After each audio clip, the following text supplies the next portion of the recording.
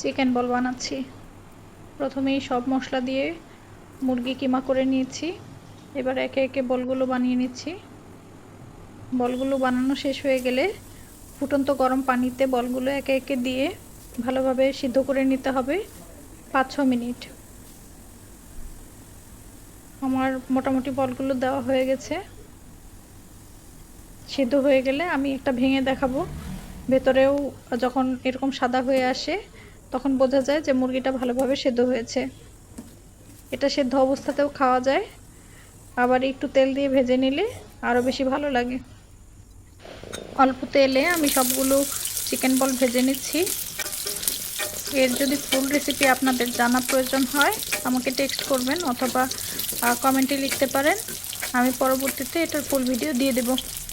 সবাই ভালো থাকবেন, আমার জন্য দোয়া করবেন।